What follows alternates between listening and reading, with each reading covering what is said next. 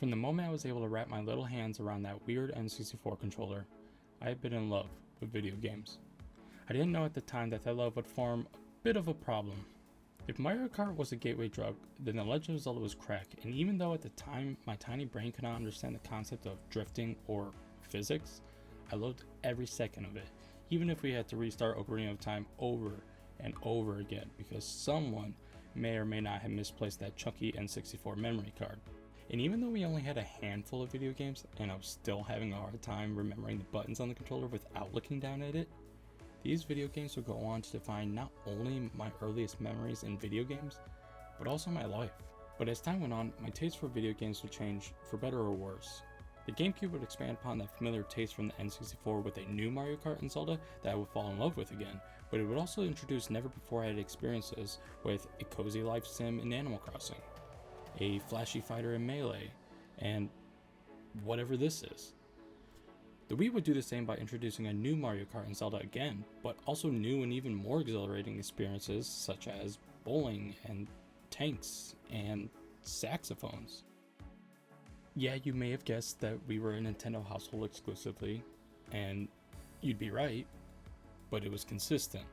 Except for the times that my sisters and I would pool our report cards together because our local video rental store would allow you to rent a game for free for every A you got on a report card, and we usually spent them just entirely on mediocre licensed tie-in games. Like,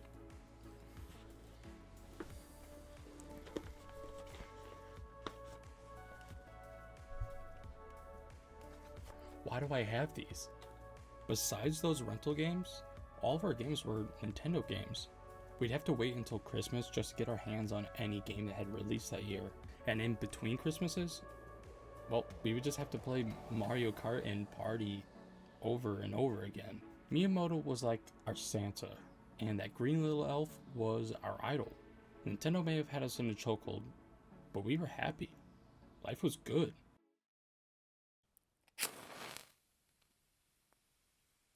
Then came a new presence into the household. A device cloaked in such darkness it made the GameCube seem like a child's plaything.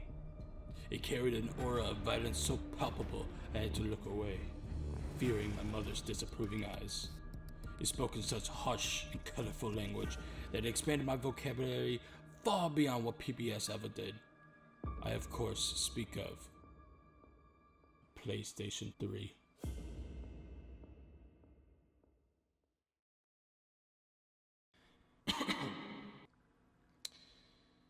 To be fair, the PS3 would introduce some of my favorite games of all time. I'll never forget that Christmas that I first got my PS3 and I also got Uncharted 2 and Arkham City with it, and I will cherish my mother forever for getting me those games even though I hadn't even asked for them. I mean, she must have done her research. Of course she knew who Batman was and that I loved him, but a video game about him? And what even was an Uncharted? While these games will go on to be amongst my favorites, there was still one more phenomenon that would suck most of my time and attention away. A plague on my imagination and sense of discovery, if you will. The first-person shooter. Maybe I'm being a little dramatic. There was nothing like getting into a lobby with your friends, playing game after game over and over again, unlocking weapon skins and attachments, and hearing the foulest insults you'd ever hear in your life. I look back on these times with nothing but fondness and appreciation. However, the constant cycle of new COD announced, new COD hype begins, new COD releases, play new COD some more, get bored of new COD, newer COD announced, newer COD hype begins, and, well, you get the point. It seems inescapable. Don't forget, this is the experience of a young broke boy that would only receive a handful of video games a year thanks to Santa, so this cycle was inevitable. At the time it seemed natural and bliss, but it was secretly a curse. Those days of exploring the vast library of video games seemed to be all in the past. But then came a time when that young broke boy would grow up to be the #1 cart pusher at his local grocery store, and those minimum wage 20-hour-a-week paychecks started flowing in. From then on, I wouldn't have to wait for Christmas to roll on by just to get my hands on the hottest game that was out. This is great. This opens the door to new and exciting experiences again. Just one problem. What even is there to play anymore? All I've ever known for the last 8 years at that point was Call of Duty, Madden, Assassin's Creed, and all those AAA reskins that we got every year. Do I even want to play anything else? Like I said, I loved most of these games and I cherished my times with them, but it still felt like I was missing out on something. What was it about video games that made me fall in love with them to begin with? Was it the time I spent with my friends and family, sitting on the floor together, laughing with each other, competing with each other? Or was it the sense of discovery of living in another world, living in the mind of someone else, navigating them through a journey that felt larger than my own? What was I missing? This all sounds extremely existential for a 16-year-old, but this newfound freedom of having money in my pocket suddenly felt like a burden. So what do I do? Not play video games? Because that seems like the easy route, but no, because I love video games, right? I mean, if I didn't, I wouldn't care this much, right? So what do I do? Well, I'll tell you what I did. I hit rock bottom. Now, of course, I'm being dramatic, but it did get to the point where nothing was hitting like it used to. Sure, jumping back into lobbies with my friends over and over again was still fun, but it still felt like I was missing out on something. Then one day, after being astronomically bored and pathetically desperate, I did it. I doom scrolled the PlayStation Store. I scrolled and I scrolled, passing the big games that we all know until my eyes finally caught something. A title so simple, artwork so glorious, and a price tag of only $15. It was beautiful. And what I can only describe as a miracle from a higher power, I bought it. Was I judging a book by its cover? Maybe. Was I desperate? Shut up. But there's one thing I know for sure. This game would go on to change my life.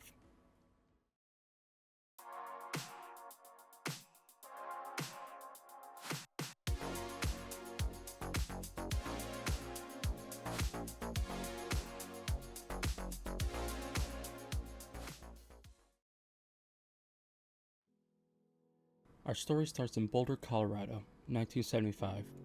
Our main character Henry is at a bar when he drunkenly approaches a girl named Julia. The first moments of the two seem as if it's going to be a total disaster, but the interaction turns from sloppy to surprisingly charming. It's not longer after that night that they start dating, move in together, get married, and even adopt a dog. But the player's heart is immediately ripped out of their chest after a series of unfortunate events. For reasons seemingly out of Henry's control, he walks away from everything in hopes of finding peace and solitude by taking a summer gig where he'll spend the next 79 days in the Wyoming wilderness. The game explains this past of Henry's through sort of an 80s text-adventure style game, while interloping to the present where we are first shown glimpses of where we will be spending the duration of our journey. Eventually, Henry's past catches up to the present, and this is when we are first introduced to our fire lookout station and where we will be staying for the rest of the summer. It's this moment when you realize that the journey has only just begun.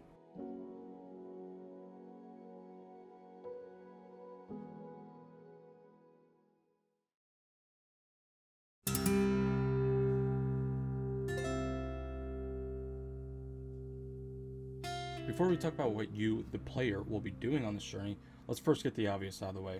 It's impossible to showcase this game to anyone without addressing the thing that immediately makes it stand out. Henry's journey is explored in several chapters, or in this case, days. These days are cleverly played out over different times of the day as well, allowing for the warm reds, orange, and yellows to come through during the day, and the cool blues and purples and greens to flow through the nights. The game beautifully contrasts the lively, adventurous days with calm but mysterious nights. Even on my second playthrough, I found myself constantly looking around in awe of the landscape, admiring the shadows coming off the trees in the dense forest, the passing of surprising and frolicking wildlife, the sun's warm shine over the rocky canyons, and the moon's glow creeping in on the dark and eerie forest.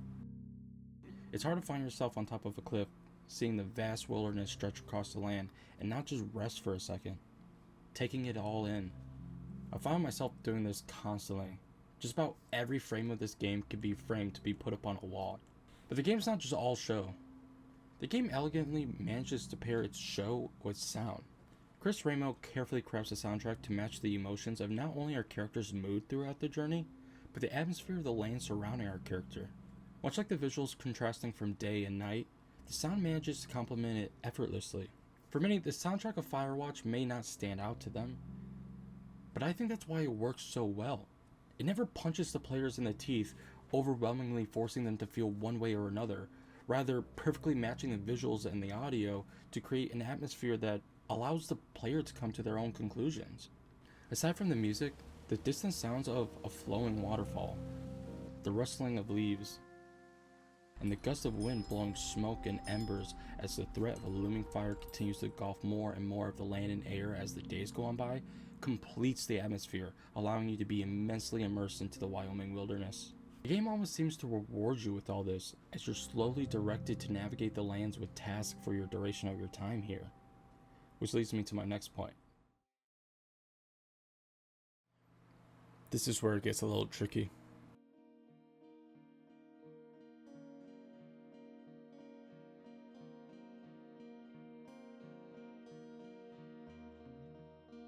You see, at face value, the core gameplay seems to have you just wandering around, completing mundane tasks that seem otherwise boring. The game doesn't try to sugarcoat this fact either. Rather, it uses this mundaneness to intentionally make the player slow down, breathe, take it all in. Upon my first playthrough, I found this to be a beautifully therapeutic shift from an otherwise fast and chaotic action game. While this may seem as if I'm simply describing a walking simulator, Firewatch manages to take that concept and turn it into something more. You quickly learn that the game does not hold your hand. In fact, the game puts a map in your hand and says, here you go, have at it. The game actually encourages you to explore, to familiarize yourself with the land, using the paths and the points of interest to guide you to your next destination as you spend your time here, gaining a sense of familiarity. There's moments where you'll look down at your map and have you contemplating like, just follow my route on the map, son. Okay.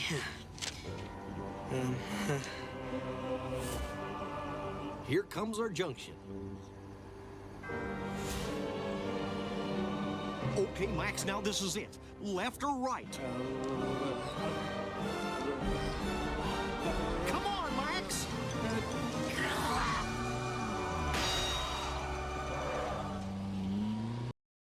Throughout the land, you'll find yourself confronted with small obstacles and objects that you can interact with. Some of the obstacles you may find include rocky slopes where you'll need a rope in order to tackle this barrier. As the days go on by and more supplies are received, the obstacles no longer stay in the way, instead acting as a shortcut, allowing for your map and paths to be updated and the player to be able to traverse the land more efficiently. You may also find caches along your journey. These caches aid you in your journey, supplying not only tools and supplies for Henry, but insight to the land and the secrets to it. Aside from your map and compass, the mechanic the game really focuses on is your walkie-talkie. This gadget will stay by your side at all times, cleverly encouraging you to engage with the world, reporting on the huge and fantastical vistas to even small and strange-looking rocks. The ability to report is always frequent and always rewarded with facts about the land or insight to our characters. Which reminds me, what good is only one walkie-talkie?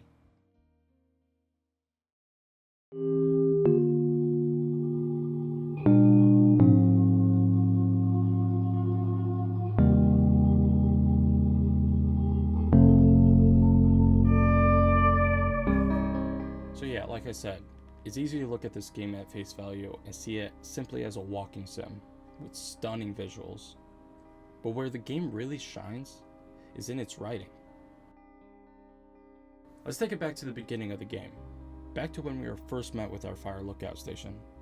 Upon climbing up and entering the door, we are greeted with the voice of a mysterious woman. Not only is this when we are first introduced to our radio, but also our fellow fire lookout, Delilah. For context about Delilah, she's a lookout ranger much like Henry, but right away it's clear that she's a little bit more experienced in this niche field. That's it. That's all we're told. Without spoiling too much, our relationship with Delilah is experienced entirely through our radio. This seems like a tall task and an unlikely means of effectively establishing a relationship, but it's through the dialogue that the team at Campo Santos have masterfully executed. Pair that with the performances from Rich Summer as Henry and Sissy Jones as Delilah, and you deeply feel in real time the bond of these characters naturally blossom. Ugh! What, you're not enjoying our current conversation? Oh my God, lady. The arc of our budding friendship. How exactly are you in charge? Aw, Henry, that's a good one. You satisfied? Yes. Henry's decision to take on this job, leaving everything and everyone behind, is a crushing choice that can be unpacked. I say can because the game doesn't just throw lines of dialogue at the rise of your walkie-talkie, but rather allows the player to choose a response. Whether you choose to be closed off and short, or open and vulnerable, the characters will recognize these choices, causing future conversations to reflect the current state of your relationship. Should you choose to be open, you may see the tired and defeated Henry slip through the cracks in his and Delilah's conversation with banter, showing a lighter and more humorous side of Henry. Excuse me, Flapjack? You know, like a loser, a chotch. I really don't, but I do now. Well, the next time you're at a bar and some banker steps on your foot so he can order his crappy martini, you've got just the name to use. Hey, Flapjack, why don't you wait your turn before I bounce your face off a dumpster? It's beautiful. Should you choose to be blunt and dismissive, you may offend or shock Delilah, causing her to reciprocate similar responses. No matter the direction that you choose, you're always rewarded with compelling dialogue and performances. The bond between the two, whether cute and energetic or stern and professional, always feels mature and real. Well, we didn't really understand what was happening. You don't get Alzheimer's in your late 30s. No kidding. But even then, we didn't really get it until she couldn't work anymore and I couldn't leave her alone. It wasn't until then that I said, oh, this is it. This is over. That was hard. I'm sorry to be such a downer. Don't even. I'm happy to listen. And, we'll try to have some fun this summer. I promise. Firewatch acts as a novel, slowly peeling back the layers of our deep and complicated characters, revealing their troubled past and sharing the quirks that make our characters feel not just unique, but real. It's so easy and common for big video game to make characters artificial. We constantly see developers treat characters as a checklist, checking off all of the stereotypes and cliches. While this isn't inherently wrong, it does feel incredibly cheap. We all love Tony Stark, watching him fly around looking all badass and hot. But you know what made Will Hunting such a compelling character? It wasn't a gun or a suit of armor.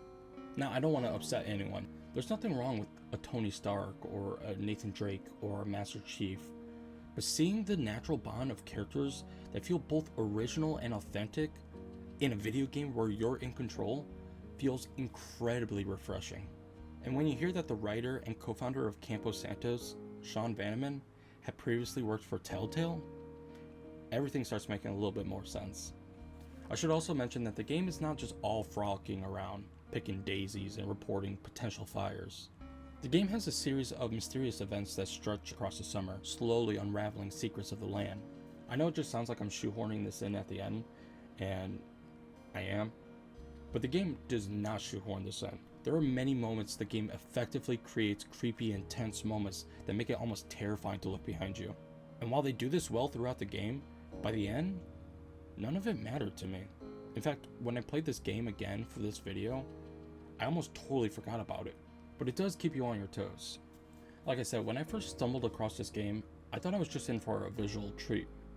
I could not have expected I would walk away from it overpowered from the conversations I had experienced, which also made me disappointed in the end. If you know anything about Firewatch, you might know that the ending is the most polarizing part of the game. Listen, I'm not here to tell you if the ending is objectively good or bad, but I will say that it didn't necessarily want me wanting more like by the end, it had me staring at the title screen for about 3 days straight, contemplating everything. But in the end, Firewatch is a game that has me constantly thinking back on. I think about the small bits that Henry and Delilah would riff off of each other. I think about the beautiful land and the soothing music. I think about their future. What is Henry and Delilah up to right now? It's stuff like this that makes a game really stand out in my mind. Too often now, I play or beat a game that's 30 plus hours, and when I'm done with it, I never think about anymore. Then you consider that the game only cost $15 at the time, and that came from a team of only 11 people, and the appreciation for it is immeasurable. And yet you still see on TikTok or Twitter or YouTube that video games are dead, that they aren't what they used to be. The same people that will look at a game like this and be like, what, $15, $20 for a game that's only 4 or 5 hours long? It's okay if a walking sim isn't a game that you're looking for. A game like Firewatch certainly is not for everyone. But the moment we start looking at games like these, not just walking sims, but smaller games, and see them as being less than anything of what video games can or should be, then we lose the value of what made the medium so great to begin with. And in doing so, big company continue to funnel out the same buggy and broken crap. And while we continue to fund said big company, greed and piss poor management from the leaders only continues to grow, leading to even more pathetic and heartbreaking decisions. So to prevent big company from getting away from all this, we need to support the little guy. Support the games that take risks and create unique experiences. To stop looking at games like Firewatch and see it as lesser than any other game. My point is that a game's cost or value shouldn't be measured by its playtime, but rather the player's level of enjoyment or takeaways. For some, that might be risky. I get it. Video games are expensive. They're not just a hobby, it's a novelty. Yeah, so taking a chance on a video games that otherwise seems risky or something outside of their comfort zone seems like a bad bet.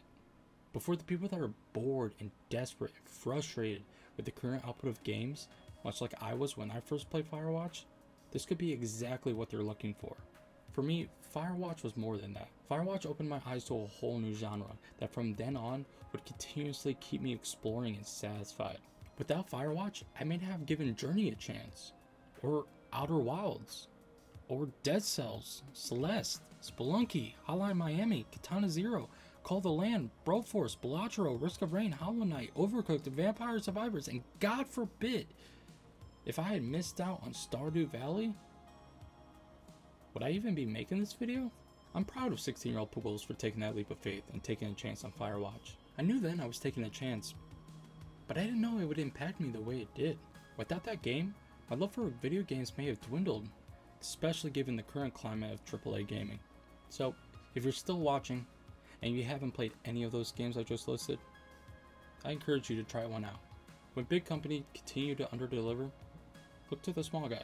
You might just surprise yourself. And maybe, even just once, judge a game by its cover. Or just play Stardew Valley. Hello. If you made it this far in the video, thank you. This was my first ever video, and I had a lot of fun making it. And I hope you guys had a good time watching it. I have an idea for a game that I want to do next, and it's a long time coming because I have never played this game before, or any game from this franchise, so it should be a nice challenge for me to talk about something that I have no touchstone with. So if you guys are looking forward to that, go ahead and like and subscribe. Thanks again for watching, and I'll see you in the next video. That's it, bye.